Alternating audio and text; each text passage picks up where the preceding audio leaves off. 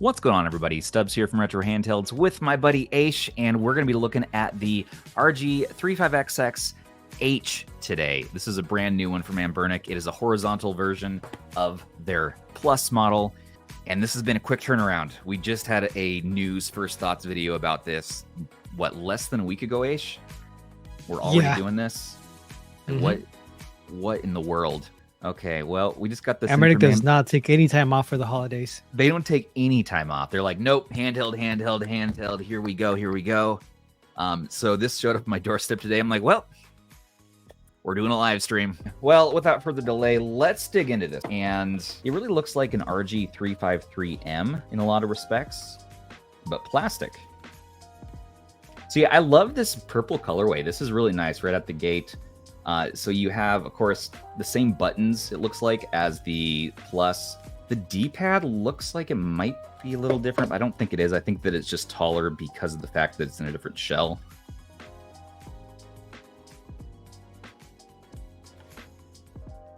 Nice pivot. It feels kind of like the Miu Mini a little bit, the Miu Mini Plus. Ooh. A little bit looser, I think. Well, maybe it's slightly looser.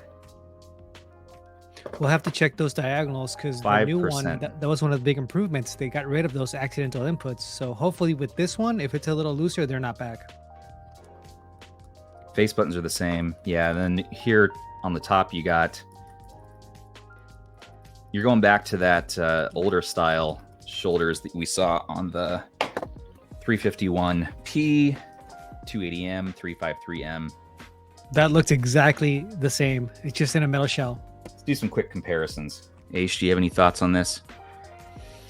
I'm really, personally, just for me, I'm excited for it because I never got a hold of the 353M, which this looks like it's just a plastic version of that, which I'm really happy for.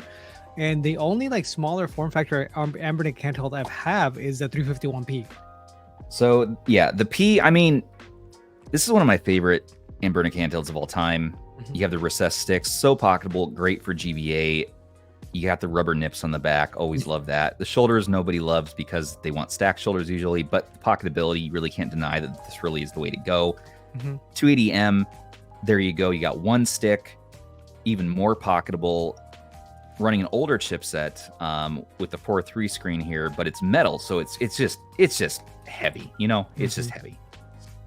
This, you can see the battery. You can see that we got, I think it says 3300, the same thing as the Plus in here. This is running the H700 chipset, the same CPU specs as the Plus.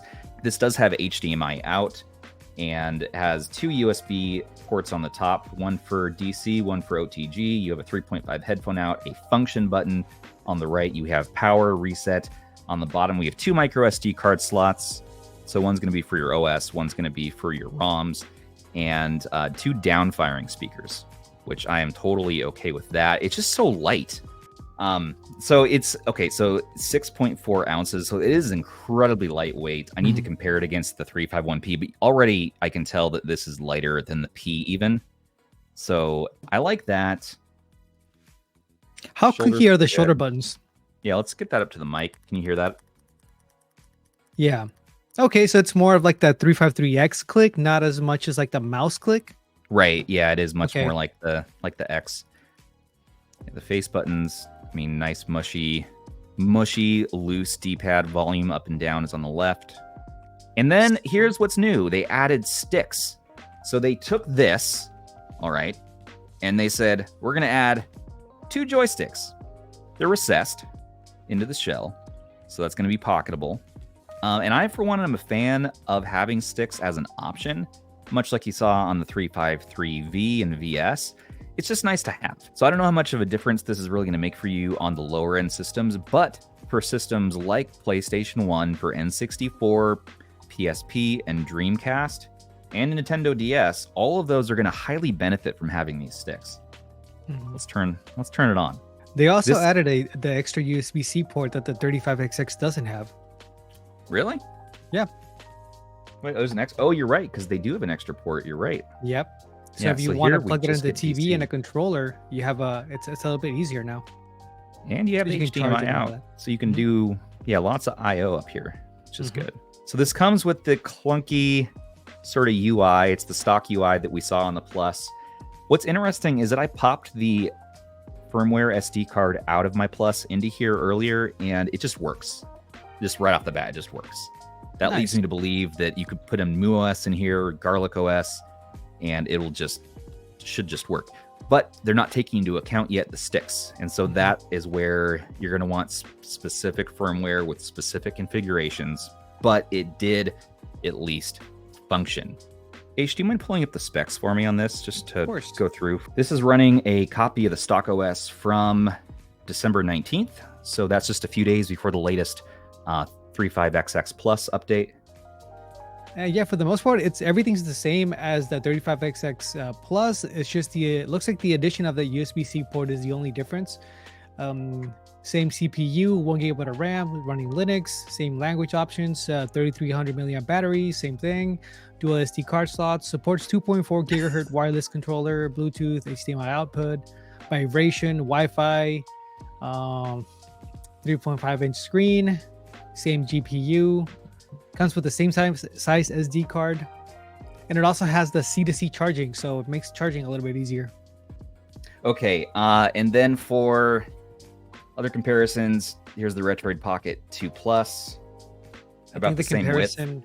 We all want is the 2S. Trim UI Smart.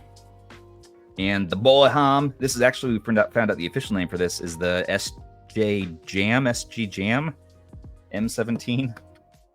I like Boham. The Boham. And this looks like a 353M. I can tell you that it's much lighter weight than one, but it does, the ergonomics feel exactly like a 353M otherwise. So I think that's a fair assessment. Obviously having a little less power than that chipset, but the price point for this is what we're all waiting on. We still don't know what it's going to be. We have to assume that it's going to be within $10 or so of the Plus. So that should be about $63. We're hoping we're going to see it around $63 to $65 for this when it launches. Pre-orders should be available today or tomorrow, so stay tuned for that. It came with a 64 gig SD card in slot 1. I added my extra SD card from my Plus that I've already preloaded with my own games, so N64 and all that. So this will have my own ROMs on it. So if there was box art that comes stock, I don't think we'll have that here. If you are going to add your own games, make sure to get yourself your own SD card if you can. It'll be better and higher quality. You can get up to a terabyte for under $50 these days. I'll put this in the description. These cards are great. Now this is a game called Apocalypse starring Bruce Willis. It looks pretty fun. This is one of my favorite games ever. It's a little bit dark in this first level, but it's a good way to test. You can test the dual sticks. Yeah, right? You can test the dual sticks with it. And you can test vibration. So I always use this game to test for analog sticks and vibration. Vibration feels great on this, by the way. Should we try some N64? Yeah, let's see how that goes. A little Mario Kart. That one should play with no problem. Like I think I was playing Mario Kart, Super Mario 64, Ocarina of Time on the 35XX with no issues. Conker's Bad Fur Day was a bad time, so no. I need to try Banjo. That's a game I've been meaning to play. This is going to chug at first. You're going to notice that with both this and the Plus, where it starts up at first, you're going to see like 14 FPS. And then once you get into the game, it's going to hit the normal. So I don't like that the function button's on the top again. Yeah, the function button being on the top is not my favorite. It's just kind of awkward. Now you can remap if you want. You can remap the function button to be, in RetroArch anyways, you can remap to maybe select. You can push in on the left stick. And for a few N64 games, you can actually go in and mess with the settings, like maybe switching the back end, like the plugins to Rise or something that's going to be a little bit easier to run. The problem with a lot of those games is you have to run them at a lower resolution, so they're not going to look that great. But yeah, N64 is definitely a bonus system on here. It's not going to be something that you should get this to mainly play that system. This is running 29 FPS. It should be 30, so it's right on the cusp of full speed. And it's using an auto plugin right now, so I can specify Rice, but you're going to get some graphical stuff happening. Yep. So just remember N64, like H said, you're going to have to tweak it per game. And let's turn the brightness a bit down. So there is RetroArch specifically, which will have N64, and there's also standalone. So if you go to the game room area, that's going to be a standalone emulators. And I don't think they have N64 though, standalone. But they don't have N64 on standalone. So what you are going to see there though is PSP. Those are ones you're going to probably want to do standalone. PSP, you definitely want to do standalone. Well, they don't even have by default a core for RetroArch. If you go into PSP on the RetroArch part of the system here, it's going to just launch into PPSSPP anyways, which is kind of funny. Now, you can manually use RetroArch, connect to Wi-Fi, and then download the PPSSPP core, make sure you get your BIOS files in there, and you can still use it. It's going to be a little convoluted. So I recommend just sticking with the standalone. Having said that, the standalone right now is having an issue where you can't input retro achievement login data. And so Chivos are not going to work unless you do that workaround and use PPSSPP on RetroArch. So I see they stretch it by default. Yeah, I'm okay with that, but most people probably aren't. So you can fix that though. If you're a football fan, NCAA Football 07 runs great on PPSSPP. So what do you think is a good test for the D-pad for you? You want to do this like a contour test or something?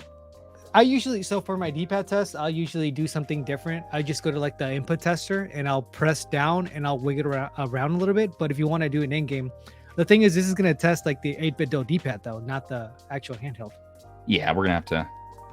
You can come back to that. We're going to disconnect Bluetooth. So what I do there is I'll hold D-pad down. And then I'll just wiggle it around a little bit. Just push it like side to side while holding it down.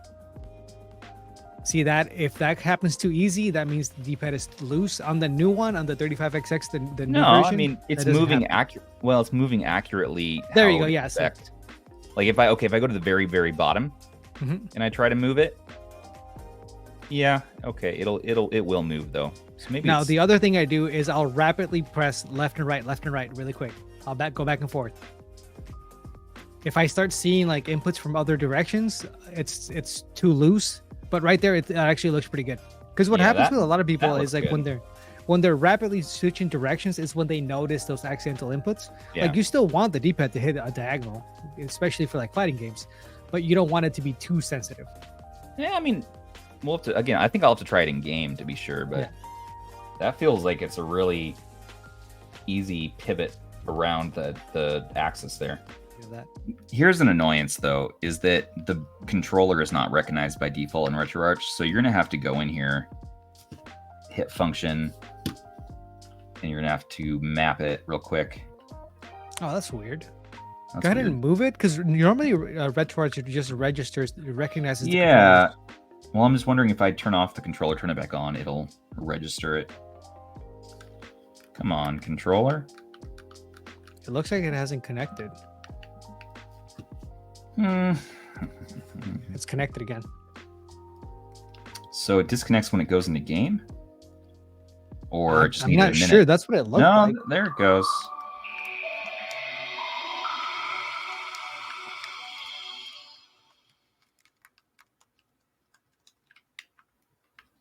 So yeah, there might need to be some sort of troubleshooting there. Maybe, Anbernic, if you're watching this stream, could you, on your next update, fix why that happens? This should automatically pick up when you launch a game. That's silly.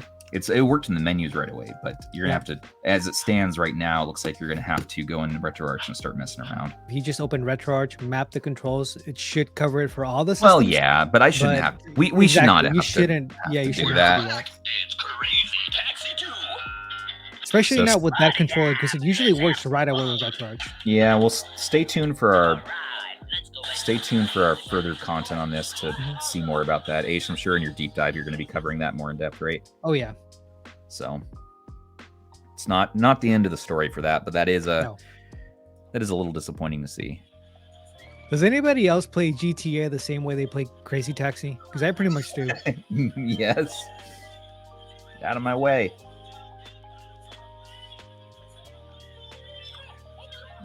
Okay, so the Hadouken is, let's see, punch, and it's down to the left. There we go. There you go, yeah. Okay. It's down, then diagonal. What's that super one? You have to do the D-pad sequence twice and then the punch button. Ooh. So down diagonal, in this case, it would be left twice, and then, but you need to charge up your energy. You don't have any right now. Oh, okay. You guys never told me that part before. We didn't get that far. Well, hey, I'm doing Hadoukens pretty consistently, though. Yeah. Easy. These are easy. Yeah, you just do down, left, punch. Okay, this is a really nice loose D-pad if you want to do Hadoukens and fighting stuff. I can say that. This is the easiest I've ever probably done a Hadouken. You had me when you said it feels like the Miyu Mini D-pad. Oh, yeah. Which isn't a plus to me, you know, which isn't something that I think is a good thing. That's a huge plus for me. But a lot of people love that Miyu Mini Plus D-pad. It's so loose. Nintendo DS. That's something else because we get to use that stick now, which is great. So okay. L2 R2 should rotate the screens, and I may be pressing down on L3. And this is running in Drastic Standalone, which is in RetroArch for some reason. Which is categorized under RetroArch. There is also Melon DS Core that you can get on here, but I wouldn't. Yeah, for performance reasons, I would leave it as is. Yeah. Only thing you're going to miss out on is retro achievements. DS is going to work fine here. There probably won't be a single DS game that you can't run. The problem is going to be the interface. So since you don't have a touchscreen, yeah. And favorite zombie retro game, Zombies Ate My Neighbors. Easy. Slaughterhouse also, I believe, was at least game of the week before. And if you don't know what you're talking about, this game of the week, game of the month, game of the year stuff, well, guess what? If you join our Discord, you can get free merch points to earn merch from our merch store just by playing games. What do you guys think about this? Let us know. Is this what you want to see from Anbernic? Is this really the ideal form factor for the 35XX line? To me, it is. Having the sticks as an option is awesome. This means, for me personally, I'm not going to be using the Plus as much. I think I'm just going to stick with this because I get these sticks and it's so damn pocketable. What's the price on this? We don't know yet. We'll add that to our description and our pinned comment as soon as we do. Let's guess. First 48 hours, $64.99. And so we need the price to hit right. That's the main thing. We need the software to get fully baked. I'm not going to count on the stock experience getting to that ultimate, like, this device is a no-brainer, you know, pick it up. Garlic OS 2.0, I want to see that in beta. I want to see that in a more workable state because that is what's going to take this device to the next level. What I really don't love mostly is going to be related to the software. I think the hardware on this is well done through and through. Wi-Fi works, retro achievements work, Bluetooth works in some instances, not with headphones yet, which is kind of lame. And Aish, what are your thoughts? What are your final thoughts on this? So I think the price point is going to be the deciding factor on this one. It's cool. You're getting Anbernic quality build, which I think is always great. Their D-pad and buttons feel awesome, so that's really good to see. Yeah, this looks like an interesting one. I'm more of a fan of vertical handhelds, but I know for a lot of people having the sticks is a big deal. So I'm excited to get my hands on it, and I'll have more to say on it once I actually get to play with it. My full review should be coming. It usually takes me about a week. I like to spend some time with the device and actually play it and get a good feel for it. But at most, it should be that long. Those are good thoughts. I like your thoughts. We want to know your thoughts, though. Again, let us know in the comments. Please do remember to like, comment, and subscribe if you enjoyed this video and you enjoy our content. We are always keeping up with the onslaught of handhelds that come out on the market. We are here to do these things, and we're not going to stop. No way, no how. Special thanks to our subs and our patrons. You guys are awesome, and thank you for coming back to support us month after month. We really couldn't do this without you. If you're interested in our program, it is in our description. Thanks for hanging out, everyone. We always appreciate it. Well, until the next one, everybody, this has been Stubbs on behalf of Aish saying, what do we say? We take care of our handhelds, and we take care of each other.